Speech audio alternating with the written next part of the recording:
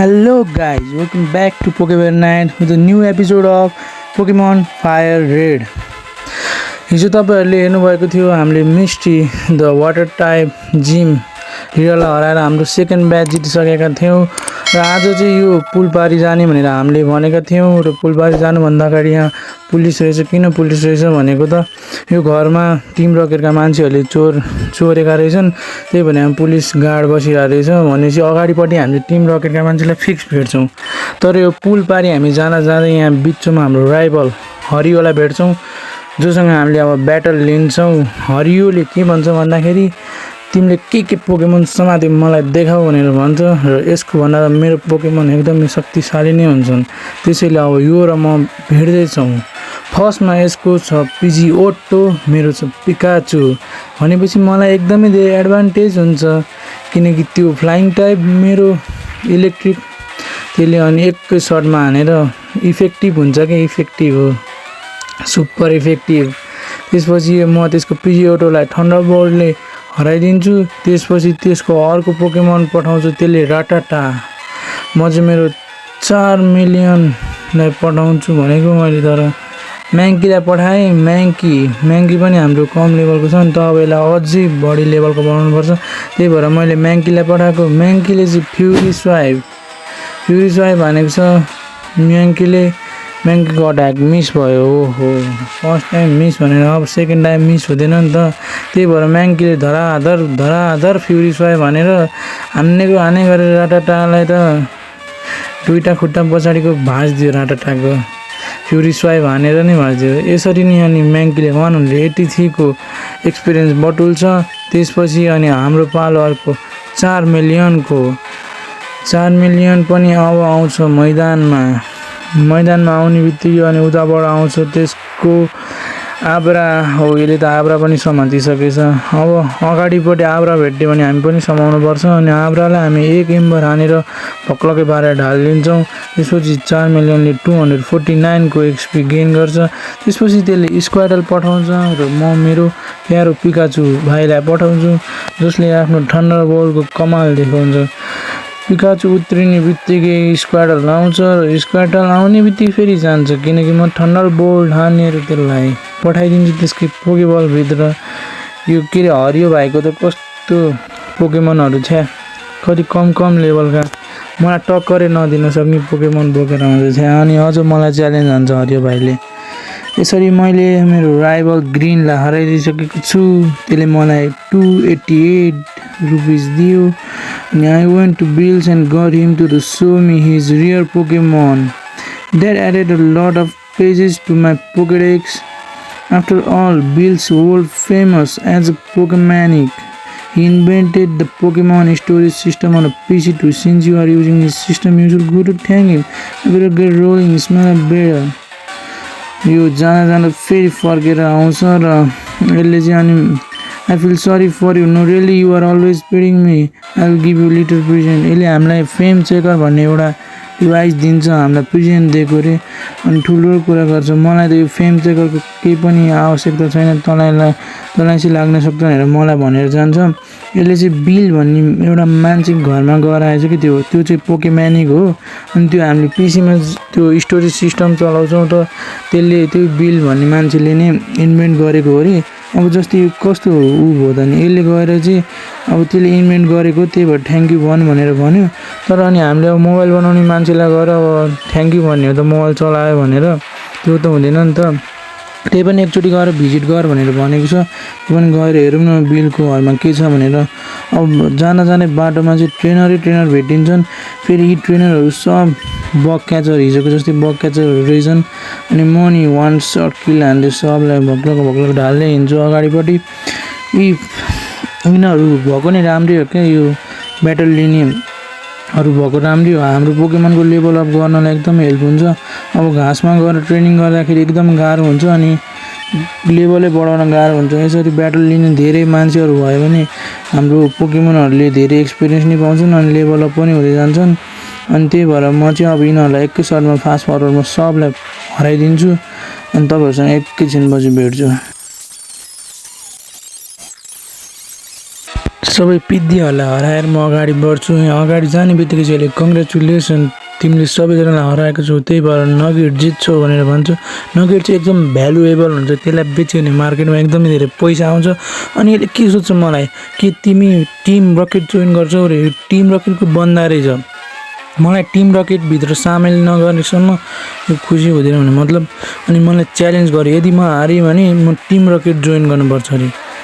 कहाँ हुन्छ यस्तो त? अब यसको टिम रकेट जोइन गर्न सक्छु त म त झन् पोकेमन मास्टर बन्ने जर्नीमा हिँडिरहेको त। मैले यस्तो राम्रो ब्याटलहरू लिएँ भनेर मलाई टिम रकेटमा जोइन गराउने भनेर भन्छ यो कि म टिम रकेट जोइन गर्छु, गर्दिनँ नि अभियसली। अब हेर्नु है त, म यसलाई यस्तो नराम्ररी हराउँछु कि यसको टिम रकेटका सब मान्छेहरूले थाहा पाउँछन् क्या टिम रकेट कति नराम्रो एउटा सङ्गठन हो भनेर। अब यिनीहरूको म हारिदिन्छु यिनीहरूलाई म सिधै। पिकाचु लिएर अब म अगाडि बढिसकेको छु। पिकाचुको आमा हेल्थ पनि हेल्लोमा आइसकेको छ फाइट लिँदा। जुब्याड छ, जुब्याडलाई म थन्डर बोल्ट हानिदिन्छु किनकि त्यो फ्लाइङ टाइप हो। फ्लाइङ टाइप भएपछि अलिकति एडभान्टेज हुन्छ नि त इलेक्ट्रिक टाइपलाई, त्यही भएर म यसलाई अनि यसरी हराइदिन्छु सुपर इफेक्टिभ भनेर। जुब्याड फेन्टेड अनि पिकाचु गेन 172 एक्सपिरियन्स। यसरी यो टोपी भाइ टिम रकेटको भाइ हार्छ। त्यसपछि तिमीसँग खतरा एबिलिटी छ, तिमी टिम रकेटको कमान्डर बन्न सक्छौ, यस्तो यस्तो लालच दिएर मलाई टिम रकेटभित्र सामेल गर्न खोज्छ, त्यही पनि म मान्दिनँ।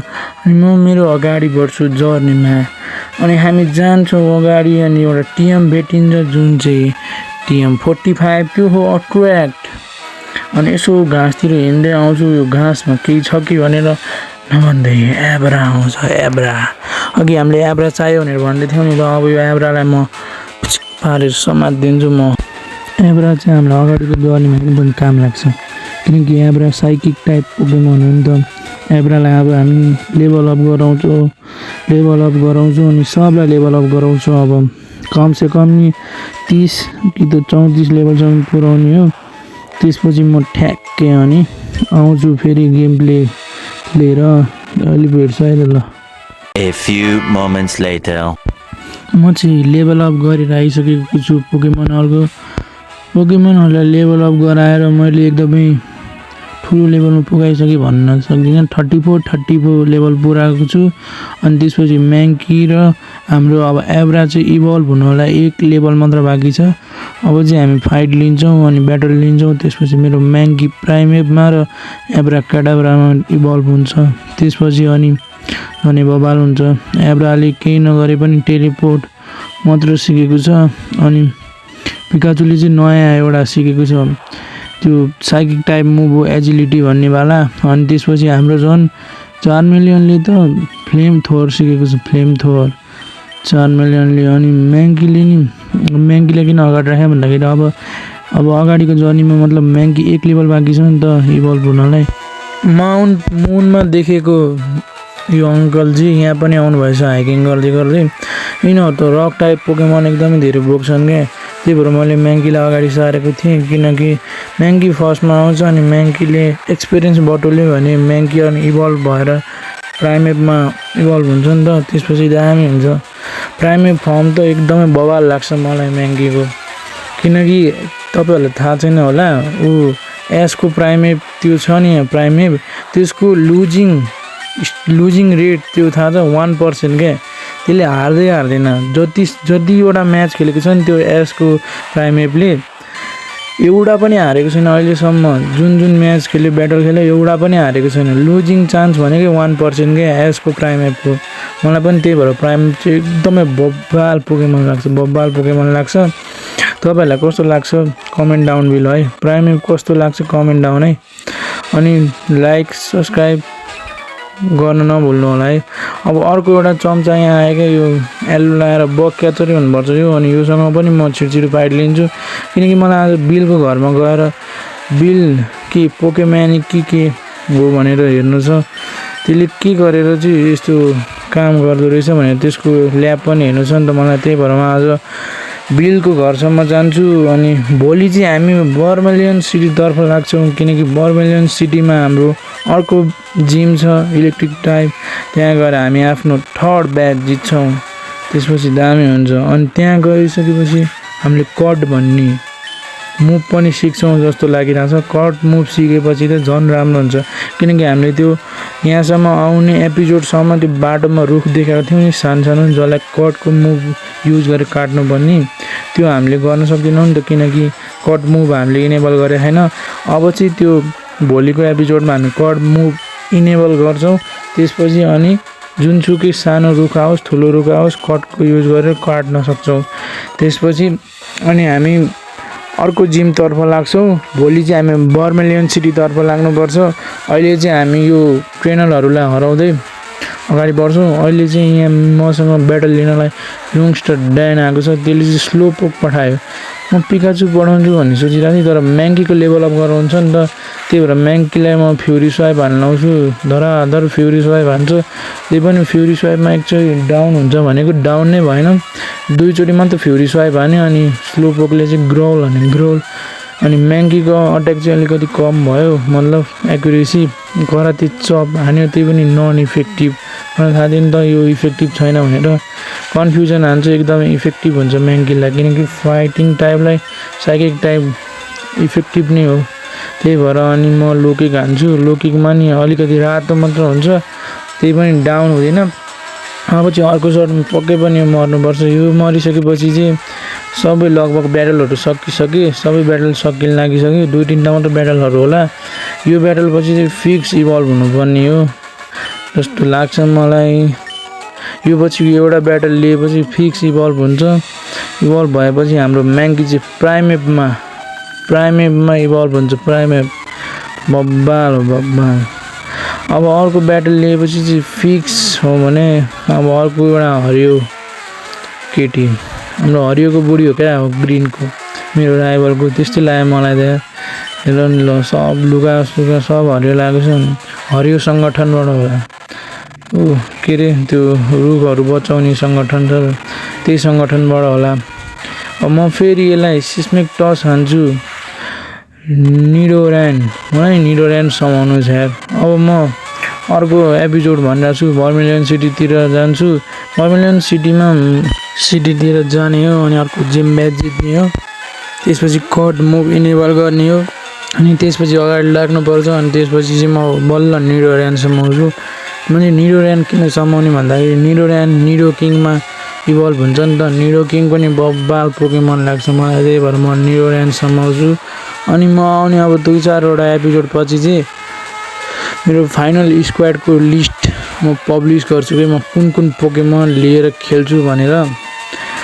त्यसैले यो च्यानललाई सब्सक्राइब गरेर राख्नु होला, अनि हेर्दै गर्नु होला है त ल। अर्को 2-3टा एपिसोड पछि चाहिँ म मेरो फाइनल स्क्वाड लिस्ट तयार पार्छु। अनि त्यसपछि म कुन कुन टिम लिएर खेल्छु भनेर म भन्छु अर्को आउने भिडियोमा। त्यसैले जोडिराख्नु यो च्यानलसँग, एकदमै काम लाग्छ। यस्तै अब म गेम प्ले भिडियोहरू मात्र होइन, म पोकेमन ह्याक्स अनि मतलब कसरी खेल्ने, के पोकेमन कहाँ पाउँछ, यस्तो पनि म हाल्छु अब चाँडै। त्यही भएर मेरो भिडियोहरू हेरिराख्नु होला भन्दै ल। अब अगाडि बढौँ त बिलको गर्ने। 4 मिलियनले सबलाई सुताइदिइसकेछ म यता कुरा गर्दै। त्यही भएर 3000 रुपियाँ पाएको छ। फाइनली हाम्रो म्याङ्की इभल्भ भएको छ, प्राइम एपमा इभल्भ हुँदैछ। बल्ल बल्ल ब्याटल लिँदा म्याङ्की इज इभल्भिङ म्याङ्की दोस्त प्राइम एपमा इभल्भ हुँदैछ। प्राइम एपमा इभल्भ भएपछि झन् मजा नै मजा। ल फाइनली हाम्रो म्याङ्की इभल्भ भएर प्राइम एप बनिसकेको छ। म्याङ्की इभल्भ इन्टु प्राइम एप, वाह भाइ वाह।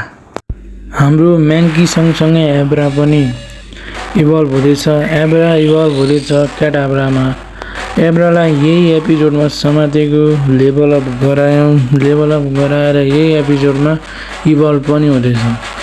सबभन्दा चाँडो प्रोग्रेस देखाएको भने चाहिँ यो पुरै जर्नीमा एब्राले हो, किनकि एब्रालाई लेभल अप गराउन अलिक सजिलो पनि छ नि त।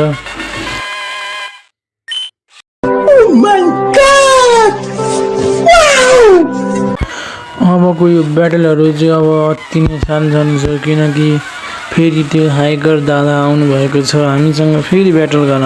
अघि भर्खर हामीले यो हाइकर नोबसँग उतापट्टि ब्याटल लिएका थियौँ जस्तो लाग्छ मलाई, तर पनि फेरि आउनुहुन्छ। म केही छैन। अब त हाम्रो म्याङ्की पनि प्राइमेपमा इभल्भ भइसकेको छ।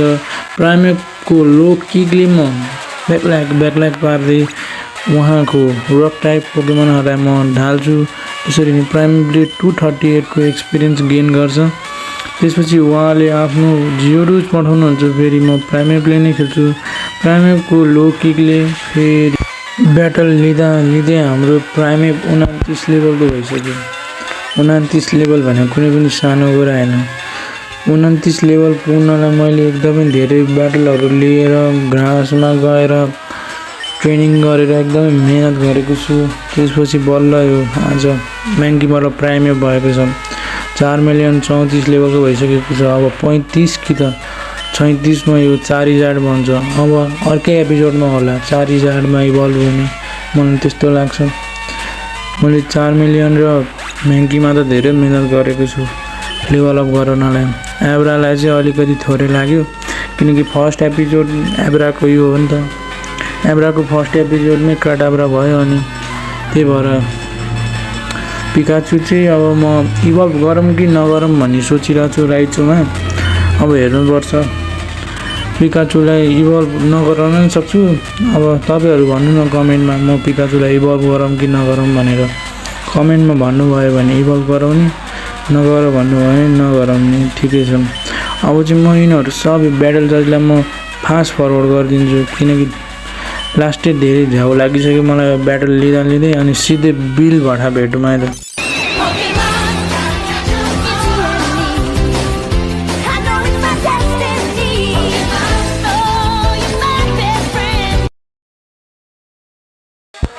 फाइनली हाम्रो लास्ट ब्याटल सकिसकेको छ र अब हामी बिलको यो ल्याबभित्र छिर्छौँ। बिल चाहिँ कहाँ छ खोइ? यो पोकेमन बिल हो? पोकेमन चाहिँ बिल एउटा एक्सपेरिमेन्ट गरेको थियो अरे बिलले, जसमा त्यसको बडी चाहिँ पोकेमनसँग कनेक्ट भएछ अनि यो क्लिफेरी बनेको छ। अनि हामीलाई यसले हेल्प मागिरहेको थियो, अनि मैले चाहिँ चक्कर आएर यसको हेल्प गरिदिन्छु भनेर सोचेँ। अनि यसको हेल्प गर्न लाग्दा मैले केही गर्नु परेन, एउटा बटन मात्र थिचिदिने हो। त्यो बटन थिचेपछि यो यतापट्टि डब्बामा आउँछ, अनि यो फेरि आफ्नो नर्मल रूपमा आउँछ। बिल चाहिँ नर्मल रूपमा बिल भएर हामीले फेरि त्यसको रूपमा ल्याइसकेका छौँ। क्लिफेरीबाट बिल बनाएका छौँ। पक्कै पनि अब बिलले हामीलाई केही न केही उपहार त दिन्छ। हामीलाई यत्तिकै त थ्याङ्क्स भन्दिनँ होला। Did you come to see my Pokemon collection? के तिमी मेरो पोकेमन कलेक्सन हेरेर आएका हौ भनेर सोध्दै थियो अघि त्यो हरियो हाम्रो, मतलब त्यो मेरो राइभलले भनेको थियो नि त बिलबाट जा अनि बिलको पोकेमन कलेक्सन हेर भनेर। मैले भनेन, यसले हामीलाई यत्तिकैमा हेल्प गरेको केही गिफ्ट दिन्छ भनेर। यसले हामीलाई एसएसएन टिकट, बर्मिलियन सिटीमा टिकट, त्यो एउटा बोट हुन्छ सिपको टिकट दिएको छ। अर्को एपिसोडमा हामी जिमलाई हराएर त्यो बोट मतलब सिपमा हामी घुम्न जानेछौँ। सिपभित्र पनि ब्याटल हुन्छ नि, त्यो ब्याटल सब कम्प्लिट गर्नेछौँ। अर्को एपिसोडमा हामी बर्मिलियन सिटीतिर लाग्नेछौँ। बर्मिलियन सिटीको जिम मतलब इलेक्ट्रिक टाइप जिम छ त्यहाँ। त्यो जिम ब्याज हामीले जित्यौँ भने त्यहाँको जिम लिडरले हामीलाई केही टिएम दिन्छ, त्यसमा कट सायद हुन्छ कट, अनि त्यो युज गर्न पाउँछौँ हामीले। हिजो अस्तिको एपिसोड हेर्नुभएको छैन भने गएर हेर्नु होला। फर्स्ट, सेकेन्ड, थर्ड यो समेत 4वटा एपिसोड आइसक्यो पोकेमन रेड भर्जनको, र यसरी नै माया गरिराख्नु होला। अर्को एपिसोड नै भोलि आउँछ। हस् त आजको लागि यति भन्दै म टाढा बाई बाई भन्न चाहन्छु। हस् त, गुड बाई।